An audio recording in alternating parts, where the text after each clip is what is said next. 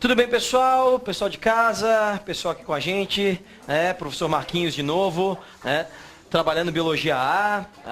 Deixa eu mandar um beijo para minha namorada, para a Grazi, senão eu apanho em casa depois, né, gente? Beijo, amor. Tudo bem, pessoal? Olha só. A gente hoje vai terminar o tecido conjuntivo, tá? Vamos trabalhar o tecido ósseo, que é o último tipo de tecido conjuntivo de sustentação, e depois vamos trabalhar o tecido de transporte, que é o tecido sanguíneo, tá? Então, o tecido ósseo atua primeiro, como o nome já diz, na sustentação. O nosso esqueleto, ele é basicamente ósseo, ele tem cartilagens, mas ele é esqueleto ósseo, e na maioria dos vertebrados, o esqueleto ele é ósseo, Então, a nossa sustentação do corpo, feita pelo esqueleto ósseo, com exceção lá dos peixes cartilaginosos, onde o esqueleto é cartilaginoso, Muito bem. Atua na sustentação, mas também tem outras funções. Proteção. Por exemplo, os ossos do crânio não têm uma função relevante na sustentação do corpo, mas sim na proteção da massa encefálica, certo? Então, proteção. Outra coisa, armazenamento de substâncias nutritivas. Lembra do meu desenho lindo da aula de ontem do osso, Então tem a diáfise, a parte do meio, e tem a epífise e as pontas. Na diáfise, a parte medular é a medula óssea amarela, tutano, mocotó, Reserva energética, reserva de substâncias nutritivas. E na medula óssea vermelha, que está na epífise dos ossos, na ponta dos ossos, eu tenho um tecido que faz hematopoese ou hematopoiese, que é a fabricação das células sanguíneas. Vimos isso também na aula anterior, E está dentro do tecido ósseo. O tecido ósseo, além de sustentação, proteção, armazenamento de substâncias e hematopoese, fabricação de células do sangue, tá bom? Bom, lembra da matriz, que é aquela substância intercelular, extracelular, que está entre as células? A matriz óssea, ela é rígida, porque a gente tem uma parte dela que é mineralizada. Então, a matriz óssea, a substância que está entre as células ósseas, ela tem duas partes bem distintas. Uma parte orgânica e uma parte inorgânica. Tá? Então, eu tenho substâncias orgânicas e substâncias inorgânicas. Essa matriz, a parte inorgânica dela, é feita de sais de cálcio, fósforo e magnésio, que são minerais. Sais minerais. Principalmente o cálcio. Principalmente o cálcio. Tá? Beleza. Já a parte orgânica são fibras de colágeno, uma proteína. Então, eu tenho a parte orgânica, que é representada principalmente pelo colágeno, que dá resistência, e a parte inorgânica é representada principalmente pelo cálcio, que dá dureza, rigidez à matriz óssea. Tá certo? Pessoal, o cálcio, ele dá rigidez, mas ele não tem um papel tão importante assim na resistência. Tá certo? Ele dá mais rigidez do que resistência. Certo? A gente já volta a falar disso rapidinho. Todo osso é revestido por uma película protetora que nós chamamos de periósteo. Periósteo. Certo? Lá na cartilagem tem o pericôndrio e aqui tem o periósteo. Certo? Que reveste o tecido ósseo. Beleza. Pessoal, nós temos as células características do tecido ósseo. Lá no cartilaginoso tinha o condroblasto, que era a célula jovem, o condrócito, que era a célula adulta. Tá certo? Aqui eu tenho o osteoblasto, que é a célula jovem, e o osteócito, que é a célula adulta. Tá? Lá no cartilaginoso era condro. Lembra que blasto é desenvolvimento embrionário, origem, jovem, certo? Então, o osteoblasto é a célula jovem e o osteócito é a célula adulta. O osteoblasto é a célula que produz a parte orgânica da matriz óssea. Quem era a parte orgânica da matriz óssea? Fibras de colágeno. Tá bom? Colágeno, beleza. E o osteócito, então, a célula adulta. Lembra do espaço que tinha no tecido cartilaginoso, onde as células se encaixavam? Chamava condroplasto. Aqui também. Chama osteoplasto. Então, os osteoplastos são os espaços onde os osteócitos, as células ósseas, se encaixam. Tá bom? Beleza. Temos uma novidade aqui. Lá no tecido cartilaginoso, falamos do condroblasto e do condrócito. Aqui tem o osteoblasto e o osteócito. Mas tem mais uma célulazinha. Chama-se osteoclasto. O osteoclasto é a maior célula do tecido ósseo. Ela fica na região mais periférica do osso. E ela é responsável pela mineralização da matriz. Enquanto o osteoblasto vai produzir o colágeno, que é a parte orgânica da matriz óssea, o osteoclasto vai trazer para dentro da matriz óssea os sais minerais. Vai trabalhar na mineralização da matriz, deixando ela rígida. Tá bom? Pessoal, um osso, ele não é maciço totalmente. Ele é cheio de canais. Esses canais se preenchem de cálcio, tá? E o cálcio dá dureza aos ossos. Agora, se eu tiver falta de cálcio dentro desses canais, esse é um quadro que nós chamamos de osteoporose, que geralmente não é pela falta de cálcio na alimentação, mas sim por questões hormonais, aonde a pessoa não consegue mais, devido a uma baixa produção de hormonal, né, não consegue mais colocar o cálcio aqui para dentro dos canais. Isso, né, a osteoporose ela é mais comum em idosos e é mais comum ainda em mulheres idosas, porque após a menopausa, gradualmente existe uma baixa na produção de certos hormônios. Tá certo? Beleza. Olha só. Pô, Marquinhos, tu falou que o cálcio atua na rigidez, né, mas não na resistência óssea, né? Então é o seguinte, cara. Papel. Papel não é rígido por si só. Se eu pegar uma folhinha de papel aqui, já devolvo, tá? Se eu pegar uma folhinha de papel aqui, é fácil de rasgar. Agora, se eu tentar rasgar a apostila, né, é mais complicado, não é? Continua sendo papel. É a mesma coisa com o cálcio. O cálcio por si só, ele não dá resistência. Agora, como ele está uma quantidade, uma massa grande dentro dos canais, aí ele ajuda na resistência também. Ficou claro? Beleza? Muito bem, então, tecido ósseo, tá? Agora vamos, para terminar tecido conjuntivo, falar dos tecidos conjuntivos de transporte e vamos falar do principal deles, né, o principal desses tecidos, que é o sangue. O sangue é formado por uma parte líquida, que a gente chama de plasma, que corresponde a 55%, entre 55% e 60% do volume do sangue, e uma parte sólida, que nós chamaremos de elementos figurados. Então tem a parte líquida e tem a parte sólida. Fechou? Funções do sangue. Tá? Transporte de substâncias, transporta substâncias pelo corpo. Defesa imunológica, é no sangue que ficam as células de defesa, os glóbulos brancos, os leucócitos. Equilíbrio osmótico, o sangue atua no equilíbrio de sais minerais e água nos tecidos corporais. Tá? E termorregulação, o sangue também ajuda a manter a temperatura corpórea. Essas são as funções do sangue. Tá?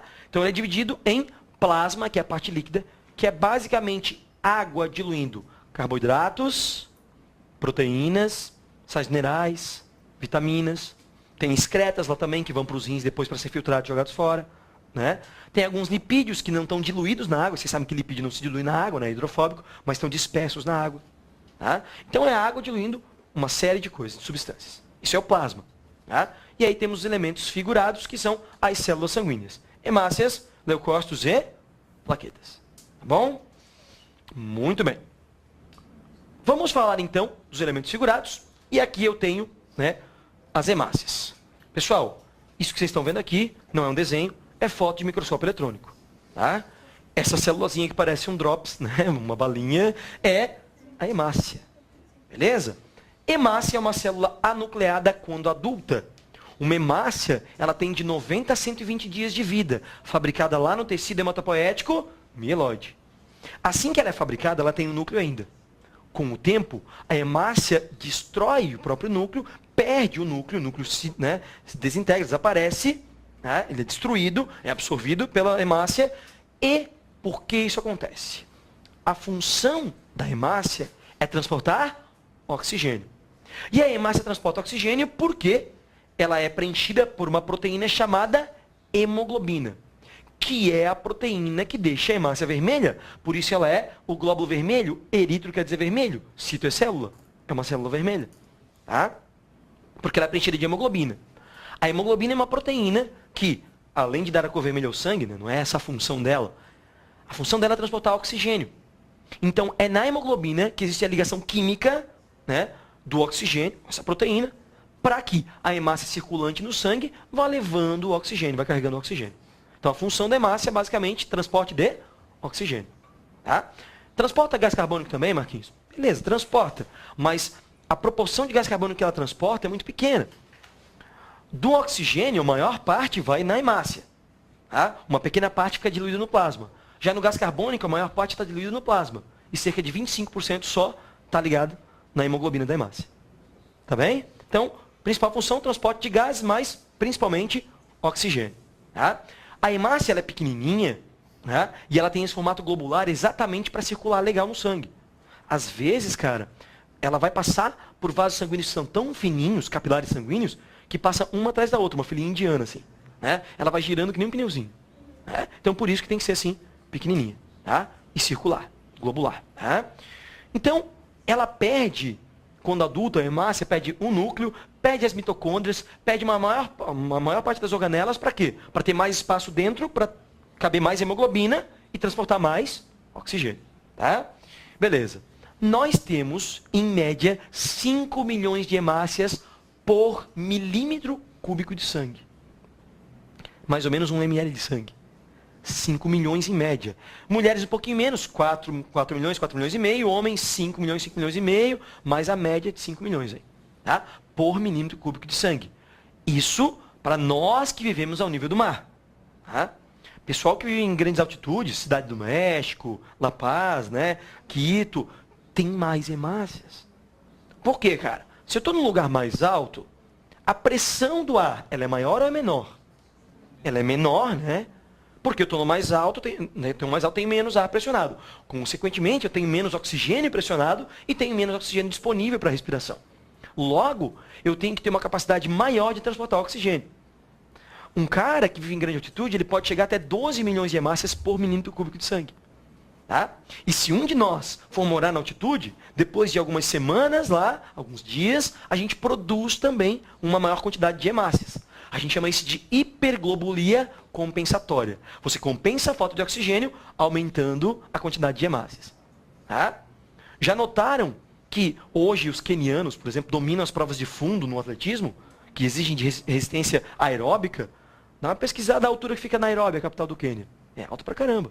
Então ele já tem uma vantagem, né, devido ao maior número de hemácias. Certo? Beleza. Transporte de gases é a função. Tá? Vamos adiante. Olha só, gente. Leucócitos, glóbulos brancos. Aqui estão, isso é uma foto de microscópio também. A coloração é artificial, mas a foto, a formato é assim. Beleza? A coloração é dada por computador, mas a foto é assim. Então aqui estão hemácias e os glóbulos brancos estão ali no sangue. Isso aqui que parece um Rafaelos, né? É um glóbulo branco. Tá? Muito bem. Função, defesa imunológica. A gente tem entre 4 a 10 mil glóbulos brancos por milímetro cúbico de sangue. Dependendo da referência que tu pega, alguns consideram normal acima de 5 mil, até 11 mil. Isso vai variar muito. Tá? Mas a média é entre 4 a 10 mil, não é milhões, mil por milímetro cúbico de sangue. Função de defesa imunológica. A gente pode dividir funcionalmente os glóbulos brancos, assim, para a gente resumir bastante, tá? Em 2 grupinhos. Um grupo que produz anticorpos e outro grupo que faz fagocitose. Certo? Olha só, a fagocitose é o englobamento de uma partícula sólida. Uma célula que engloba uma partícula sólida e tenta fazer a digestão dessa partícula. Certo? Forma um vácuo digestivo lá. Então, se entra um antígeno, um corpo estranho no teu organismo, um vírus, uma bactéria, uma toxina, um veneno, ela é um corpo, né, alguma coisa que é um antígeno, um corpo estranho, o teu sistema imunológico vai interpretar que aquilo é estranho, que aquilo pode fazer mal, vai produzir um anticorpo, vai marcar aquilo, e as células fagocitárias vão passar destruindo tudo que está marcado com anticorpo. Basicamente é isso. Tu tem um grupo de células que produzem anticorpos e marcam o que precisa ser destruído. Tem um outro grupo de células que vai fazer a fagocitose daquilo que está marcado com anticorpo. Então, importante, o anticorpo é uma proteína que marca o que tem que ser destruído. O anticorpo não mata nada. Ele marca o que precisa ser destruído. Conseguiram perceber a diferença? Tá? Esse grupo de células de defesa, de leucócitos, que fazem a produção dos anticorpos, são os chamados linfócitos. Linfócitos. Tá? Aí os que fazem a fagocitose, a gente tem alguns aqui que a gente vai comentar já já. Tá? Pessoal, o aumento do número de leucócitos, o aumento exagerado, lembra que eu falei na aula passada? Se você aumenta o número de leucócitos numa quantidade pequena, um aumento pequeno, quer dizer, teve uma infecção. Tu está aumentando o número de leucócitos para combater essa infecção. Agora, se o aumento é exagerado, isso é a leucemia, que é uma falha no tecido hematopoético. E a queda no número de leucócitos pode ser devido a má alimentação, estresse, alguma doença, pode ser devido à exposição à radiação. Né? Eu chamo essa queda do número de leucócitos de leucopenia. Tá? Leucemia é um aumento exagerado, leucopenia é queda do número de leucócitos. Bom? Existe um processo que os leucócitos fagocitários podem fazer, chamado diapedese. O que é a diapedese? Os glóbulos brancos estão aqui dentro do vaso sanguíneo. A diapedese é quando um glóbulo branco fagocitário vai conseguir atravessar um vaso sanguíneo. Lembra que o vaso sanguíneo é tecido também, é formado por células. Então ele consegue se espremer entre as células que formam a parede do vaso e ir lá para fora do vaso fazer uma fagocitose. Esse processo de um glóbulo branco saindo de dentro do vaso sanguíneo, atravessando a parede do vaso para ir para um tecido lá fora, chama-se diapedese. Tá? Diapedese. Nós podemos dividir os glóbulos brancos, né, pela origem deles. Os granulócitos e os agranulócitos. O prefixo A quer dizer sem, desprovido de. É uma negação. Tá? Então, granulócitos são leucócitos, glóbulos brancos, que possuem grânulos no seu citoplasma. A gente observa eles no microscópio e vê grânulos no citoplasma. Os agranulócitos são leucócitos que não possuem esses grânulos no citoplasma. Os granulócitos, os que possuem os grânulos, têm origem mieloide. Vem do tecido hematopoético, mieloide. E os agranulócitos têm origem linfóide. Aula passada, tecido hematopoético mieloide produz todas as hemácias, todas as plaquetas e alguns leucócitos. O linfóide produz os outros leucócitos. Tá certo? Então, os granulócitos são mieloides. Os agranulócitos são linfóides. Linfócito, produtor de anticorpo. Por que chama linfócito? Que vem do linfóide. Fechou? Muito bem. Pessoal, plaquetas. Plaquetas são responsáveis pela coagulação do sangue. O que é coagular o sangue? É deixar o sangue sólido em um ponto. Por que isso acontece? Bom, o sangue é líquido devido à grande quantidade de água que ele tem, no seu plasma. Tá? Então, eu tenho aqui um vaso sanguíneo. Certo? O sangue circulando aqui. Se eu tenho um rompimento de um vaso, o sangue está vazando aqui, cara. Eu não posso deixar o sangue vazar. Por quê? Tá? Porque se sair muito sangue da corrente sanguínea, essa hemorragia pode baixar demais a minha pressão. E se baixar demais a pressão, eu não vou mais nem ter batimento cardíaco. Então não pode perder muito sangue. Então tu precisa fazer o quê? Precisa fazer o sangue ficar sólido aqui neste ponto e aqui nesse ponto.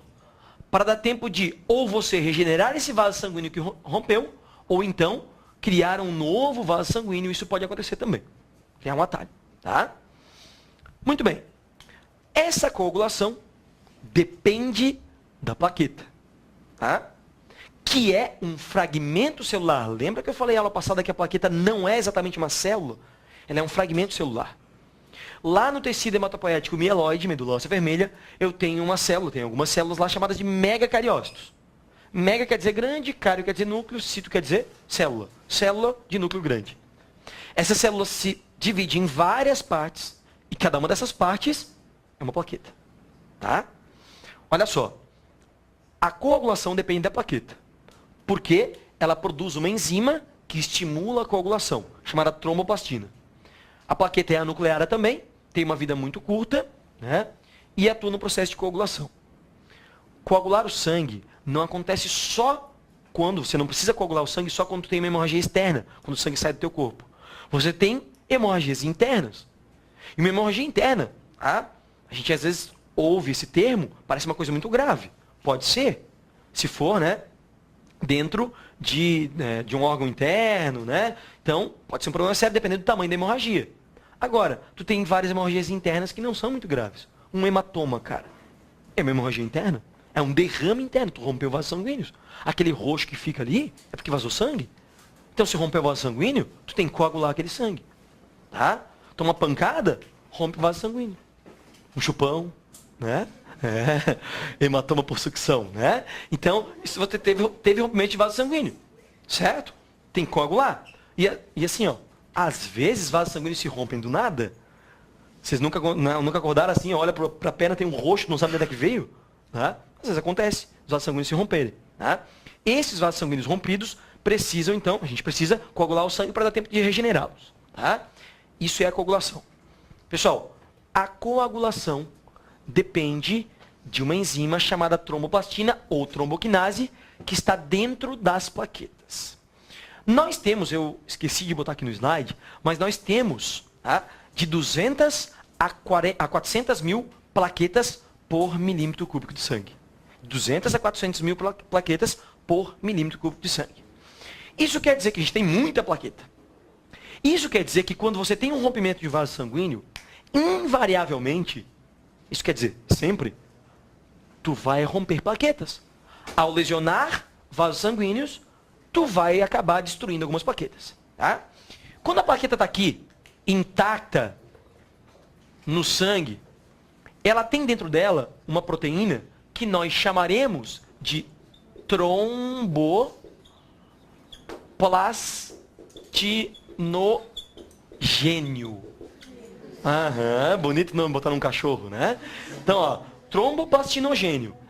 Essa é a proteína dentro da plaqueta, ela inativa. É o nome que eu dou para quando ela está dentro da plaqueta, inativa, parada, está na dela. Aí, cara, a gente teve o rompimento de um vaso.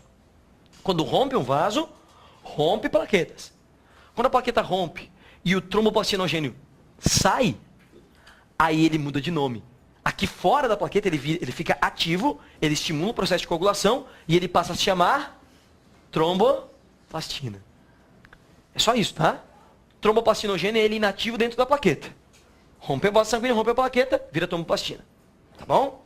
Então vamos entender como é que funciona a coagulação. Olha só. Lembra do plasma sanguíneo que eu falei que é água diluindo várias coisas? Vamos ver algumas coisas que estão no plasma. Existe no plasma uma proteína chamada protrombina. Vocês sabem que pró quer dizer primitivo, primeiro, antes, né? Então tá. Protrombina. Tem no plasma também cálcio, um sal mineral, vem na alimentação. E vai ter no plasma também vitamina K. Vitamina K é uma vitamina, né, que vem na alimentação, a gente produz um pouquinho também, fica lá armazenada no fígado, beleza? Tá aqui vitamina K, jogada para a corrente sanguínea. Fechou? Muito bem. Essas três coisas, protrombina, cálcio e vitamina K, fazem parte do plasma sanguíneo, estão lá diluídos no plasma. Tem um outro negocinho que também está lá no plasma. Ele chama-se fibrinogênio, estão vendo aqui? É uma outra proteína, chama fibrinogênio. Então, esses quatro compostos, essa proteína, a protrombina, o cálcio, a vitamina K e o fibrinogênio, estão vivendo felizes e contentes, circulando no plasma numa boa. Cada um na sua, cada um vivendo a sua vida. Aí nós temos o rompimento de um vaso sanguíneo. Rompeu o vaso sanguíneo. Rompeu o vaso sanguíneo, rompeu plaquetas. Quando rompe plaquetas, o tromboplastinogênio que estava aqui dentro, ao sair, vira a enzima ativa tromboplastina. O que a tromboplastina faz? A tromboplastina, ela promove uma reação aonde eu vou ter protrombina, cálcio e vitamina K virando uma coisa só, que é a trombina. Entenderam? Então eu vou ter protrombina, cálcio e vitamina K virando trombina. A trombina é formada assim, quando tem rompimento de plaqueta. A tromboplastina é que induz a formação de trombina. Cara, formou trombina, a trombina tem uma atração absurdamente grande pelo fibrinogênio. Formou trombina, a trombina gruda no fibrinogênio. Os dois juntos viram o coágulo, que nós chamamos de fibrina. E aí o sangue coagulou. Falta de vitamina K pode levar a problemas de coagulação. Falta de cálcio pode levar a problemas de coagulação. Má formação na tromboplastina, formação de pouca tromboplastina, pode levar a problema de coagulação. Tá certo? Na verdade, aqui a gente fala da enzima, tromboplastina. Tem outras coisas atuando. Os fatores de coagulação. Hemofilia, lembra que a gente falou? É problema nos fatores de coagulação, uma má formação da tromboplastina. Tá certo? Então, assim, o sangue coagulou. Tá? Protrombina, cálcio, vitamina K, no plasma, né? Tromboplastina do rompimento da plaqueta veio para cá, formou a trombina. Trombina reage com o fibrinogênio, formou a fibrina, o sangue coagulou. Ficou claro, gente? Alguém tem alguma dúvida? Então, até mais. Obrigado pela presença. Obrigado, pessoal de casa. Até semana que vem.